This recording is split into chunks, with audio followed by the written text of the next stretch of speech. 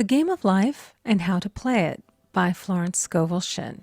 Chapter 5, The Law of Karma and the Law of Forgiveness. Man receives only that which he gives. The game of life is a game of boomerangs. Man's thoughts, deeds, and words return to him sooner or later with astounding accuracy. This is the law of karma, which is Sanskrit for comeback.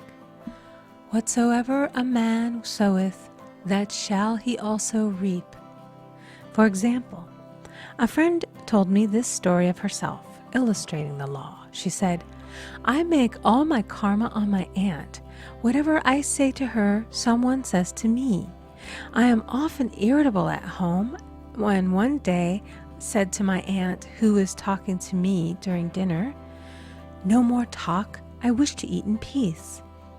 The following day, I was lunching with a woman with whom I wished to make a great impression. I was talking animatedly when she said, 'No more talk, I wish to eat in peace.'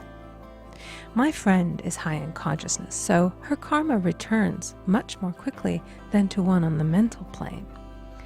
The more man knows, the more he is responsible for, and a person with a knowledge of spiritual law, which he does not practice, suffers greatly in consequence. The fear of the Lord, law, is the beginning of wisdom. If we read the word Lord, law, it will make many passages in the Bible much clearer. Vengeance is mine, I will repay, saith the Lord, law.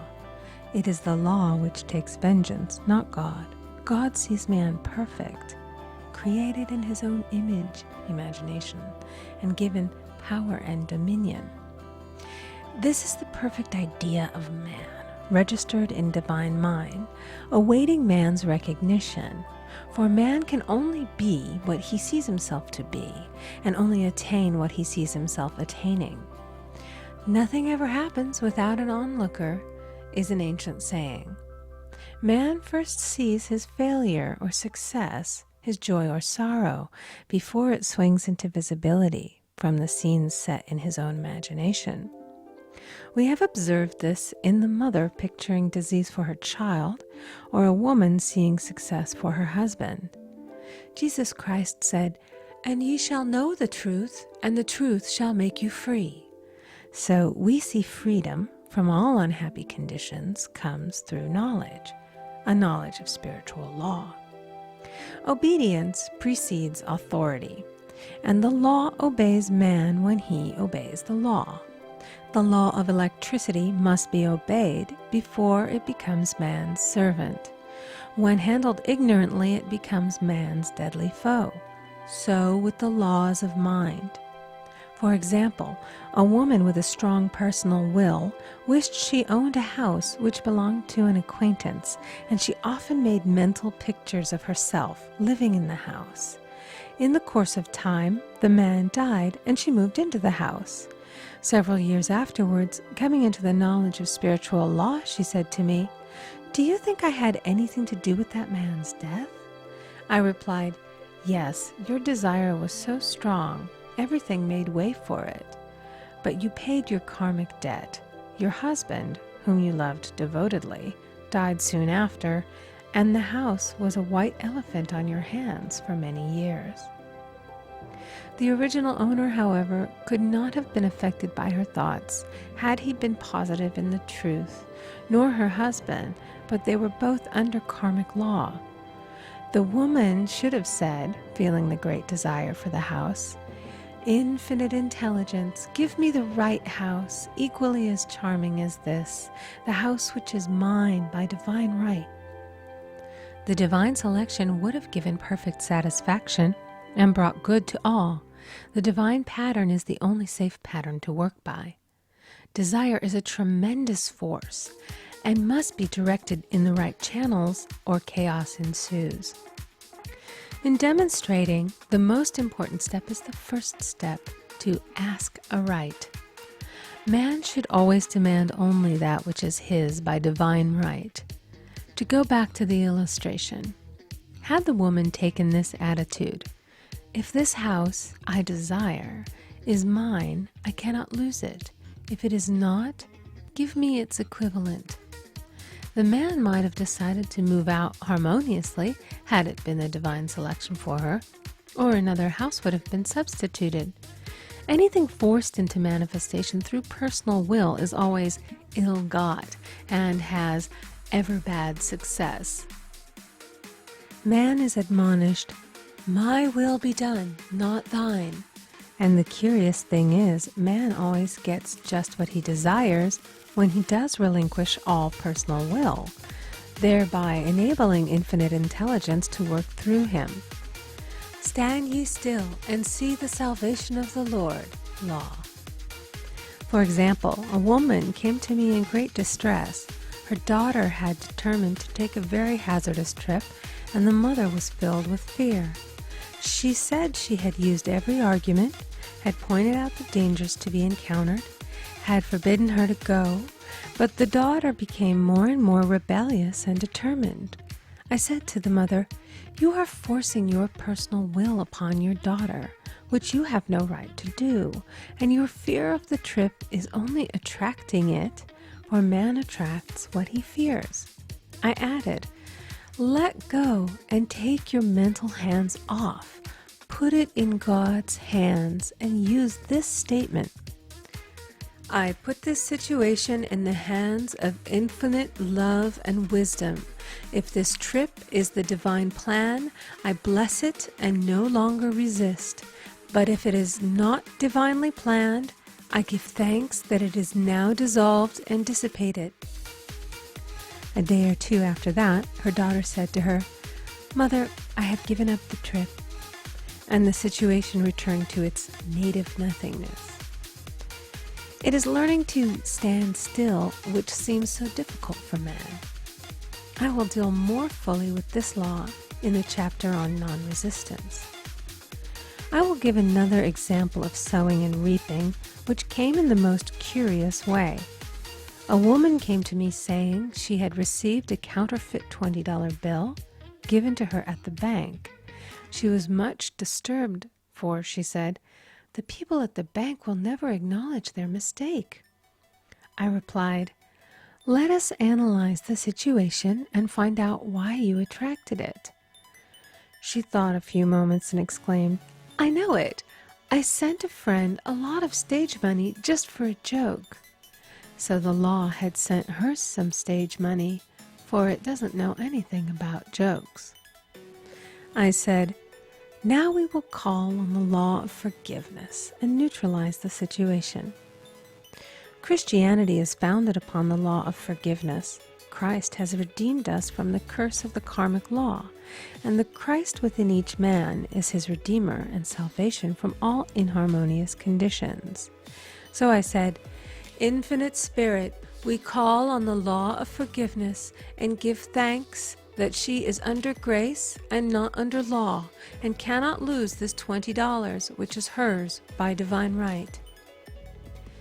Now, I said, go back to the bank and tell them, fearlessly, that it was given you there by mistake. She obeyed, and to her surprise, they apologized and gave her another bill, treating her most courteously. So knowledge of the law gives man power to rub out his mistakes. Man cannot force the external to be what he is not. If he desires riches, he must be rich first in consciousness. For example, a woman came to me asking treatment for prosperity. She did not take much interest in her household affairs, and her home was in great disorder. I said to her, "If you wish to be rich, you must be orderly. All men with great wealth are orderly, and order is heaven's first law." I added, "You will never become rich with a burnt match in the pincushion." She had a good sense of humor and commenced immediately putting her house in order. She rearranged furniture, straightened out her bureau drawers, cleaned rugs, and soon made a big financial demonstration, a gift from a relative. The woman herself became made over and keeps herself keyed up financially by being ever watchful of the external and expecting prosperity, knowing God is her supply. Many people are in ignorance of the fact that gifts and things are investments, and that hoarding and saving invariably lead to loss. There is that scattereth, and yet increaseth. There is that withholdeth more than is meet, but it tendeth to poverty. For example, I knew a man who wanted to buy a fur-lined overcoat. He and his wife went to various shops, but there was none he wanted. He said they were all too cheap-looking. At last he was shown one the salesman said was valued at $1,000, but which the manager would sell him for $500, as it was late in the season. His financial possessions amounted to about $700. The reasoning mind would have said, "You can't afford to spend nearly all you have on a coat." But he was very intuitive and never reasoned. He turned to his wife and said, "If I get this coat, I'll make a ton of money." So his wife consented, weakly. About a month later, he received a $10,000 commission. The coat made him feel so rich, it linked him with success and prosperity. Without the coat, he would not have received the commission. It was an investment paying large dividends. If man ignores these leadings to spend or to give, the same amount of money will go in an uninteresting or unhappy way. For example, a woman told me on Thanksgiving Day she informed her family that they could not afford a Thanksgiving dinner. She had the money, but decided to save it. A few days later, someone entered her room and took from the bureau drawer the exact amount the dinner would have cost. The law always stands back of the man who spends fearlessly with wisdom. For example, one of my students was shopping with her little nephew. The child clamored for a toy, which she told him she could not afford to buy. She realized suddenly that she was seeking lack and not recognizing God as her supply. So she bought the toy and on her way home, picked up in the street the exact amount of money she had paid for it. Man's supply is inexhaustible and unfailing when fully trusted, but faith or trust must precede the demonstration. According to your faith, be it unto you. Faith is the substance of things hoped for and the evidence of things not seen. For faith holds the vision steady, and the adverse pictures are dissolved and dissipated, and in due season we shall reap, if we faint not. Jesus Christ brought the good news, the gospel, that there was a higher law than the law of karma, and that law transcends the law of karma. It is the law of grace or forgiveness. It is the law which frees man from the law of cause and effect, the law of consequence. Under grace, not under law. We are told that on this plane, man reaps where he has not sown. The gifts of God are simply poured out upon him. All that the kingdom affords is his. This continued state of bliss awaits the man who has overcome the race or world thought. In the world thought there is tribulation, but as Jesus Christ said, "Be of good cheer, I have overcome the world." The world thought is that of sin, sickness, and death. He saw their absolute unreality and said, "Sickness and sorrow shall pass away, and death itself, the last enemy, be overcome." We now know, from a scientific standpoint, that death could be overcome by stamping the subconscious mind with the conviction of eternal youth and eternal life. The subconscious, being simply power without direction, carries out orders without questioning. Working under the direction of the superconscious, the Christ or God within man, the resurrection of the body would be accomplished. Man would no longer throw off his body in death. It would be transformed into the body electric, sung by Walt Whitman, for Christianity is founded upon the forgiveness of sins and an empty tomb.